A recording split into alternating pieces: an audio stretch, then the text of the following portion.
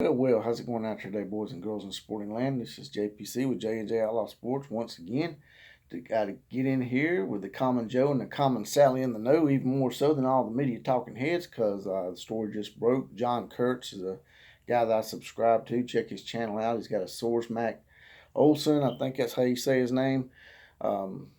Pretty big guy in the Big 12 as far as sources go. And the rumor is that the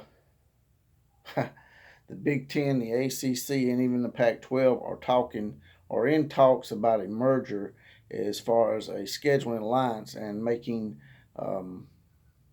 their own sort of league in a way to combat the SEC's massive expansion with Texas and Oklahoma. And like I said in my video yesterday, a lot of people's like, well, you might have been off on your video yesterday, but actually what I said in my video yesterday about the Big 12 needing to be ahead of the curve was sort of like a premonition of sorts, because as you can see now, the Big 12 is probably going to be left out completely. They're not going to have any conference to go to. Bob Bowlsby, once again, has been jilted at the altar, so to speak. Went out and talked to the Pac-12 commissioner, can't pronounce his name, Klivakov or some some name like that. But anyway, he talked to the Pac-10, Pac-12 commissioner, and now that comes out that the Pac-12 commissioner for the last couple of weeks has been in talks with the ACC and the Big 10 about forming some kind of an alliance. So what does that mean for college football? What does that mean for the SEC? Well, I can tell you that now.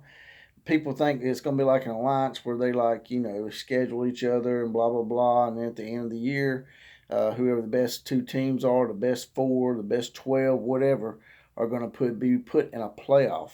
But, and I'm not saying this is going to happen, but what if these three conferences are getting together to form their own separate league? Sort of like the Pac-12 and the Big 10 did back, I think it was in the early 1950s, where they sewed up the Rose Bowl, where they would not have to play against any of the other conferences. It was sort of in a way them saying, hey, we got our own league. Our Rose Bowl champion is our champion. And I think that they may be going to try to do that because of the dominance that the SEC has shown in national championships. You know, you have this century, you have Florida, LSU, Auburn, and Alabama all have won national titles. No other conference can match that as far as variety of teams. So these conferences may get to the point where they're like, hey, we just don't want to play them, period. Let the SEC have their own national champion, and we'll have our own national champion. And that way we won't have to ever deal with them, won't have to ever play against them, or have to put up with their voice in any of the matters that we see fit, whether it be athletically or academically. They can do whatever they want to do and not have to worry about dealing with the SEC anymore. I mean, and you think it can't happen, but like I said, in a way, in a roundabout way that people really didn't take into account, the Pac-12 and the Big 10 have been doing that for about 40 or 50 years with the Rose Bowl. I think it's really bad for college football. I really do. I'm sort of starting to think that maybe adding Texas and Oklahoma might have been a bad thing. It could have been a bad thing, especially if you have it to where college football is separated into two separate leagues and you have two separate champions. That goes back to the days of the AP poll and the coaches poll having two separate champions. I just don't want that again.